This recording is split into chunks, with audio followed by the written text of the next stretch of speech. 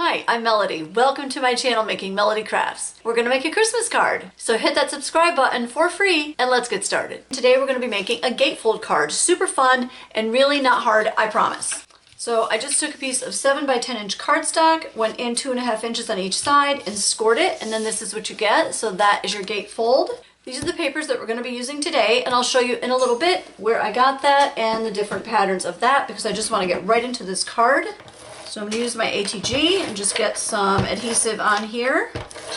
It's a little bit easier to just open that card right up, but this will still be, let me make sure, this will still be the outside of the card. All right, we've got that one down. Now I'm going to get it down on this side too. I will say that Scotch adhesive tape glider is really great. It is super fast, but if you do want a little bit of time to kind of position things and whatnot, then I would probably use a permanent glue stick because it's not very forgiving, this adhesive. It is really quick to catch and it's permanent. All right, those sides are down. Now, I also chose 2 more strips of paper to put on this top. You don't have to. You could also stamp a design on whatever paper you choose for here.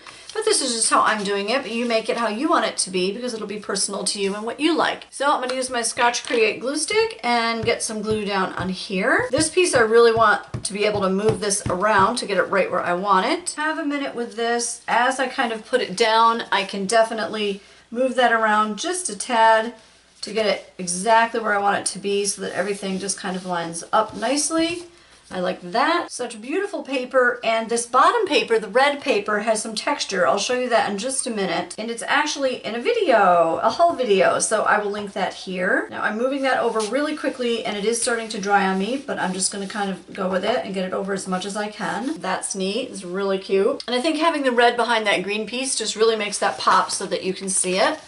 And I did edge the green paper because I love to do that, you know, ink all the things. Now let's go ahead and get the inside. Even though this is 5 inches wide and 7 inches high, whatever paper that you put in here, you want it to be slightly less than 5 inches. Because just as it closes, it needs a little bit of space there. So definitely give that a little bit of room. And I'll be moving that down, about to there to leave room to write the recipient's name up here. That's just how I like to do it. All right, so that's what we've got so far, and there's the inside. But I would like to show you that paper up close so that you can see all the awesome texture in there. It's really cool, and surprisingly, it did still take the stamp really nicely. So check it out. And then I just used a stamp for the corners just to kind of give it a little extra touch. Now let's go ahead and make a belly band to close this. You're gonna want a piece that is 1 inch wide and 11 inches long. Then once you have it scored, it's gonna look like that. So you wanna fold that so that your mountains become valleys and your valleys become mountains. There's the valley, so I'm actually gonna fold in the other direction. But even though you're mostly not gonna see that, I just like to do that. It's a nice touch on the belly band as well. Then go ahead and glue the belly band shut, and it'll overlap about 1 inch. So we're gonna go ahead and glue that together. Using a dry adhesive that will catch right away is good. All right, and now let's give it a test before we do the rest of that, just to make sure that that's gonna close. And then we're gonna be putting something else on the belly band just to make that a little more interesting, a little more fun. Oh, very good, yeah. Having that 1/8 inch allowance there really helps, just so that it's easier for the recipient to slide on and off the belly band. So now, using my 3.5 inch punch, I'm just gonna punch out a scalloped piece out of this.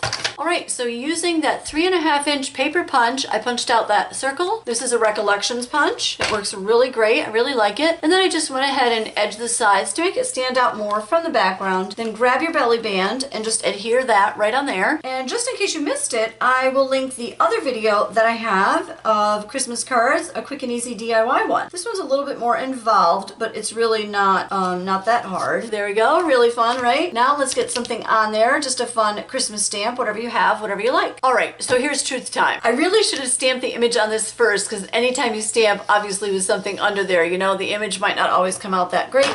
But let's just see how it comes out. So I'm using a wreath stamp that has a little cardinal on it. It's so adorable. This is an old Stampin' Up! Stamp from 1997. That's all right, it's an oldie but a goodie. Now I'm just centering that on there. So I grabbed that stamp carefully, just flipped it over, and now I'm just gonna push right on that cardstock so that the whole image gets inked onto the paper. Here's the moment of truth, ready?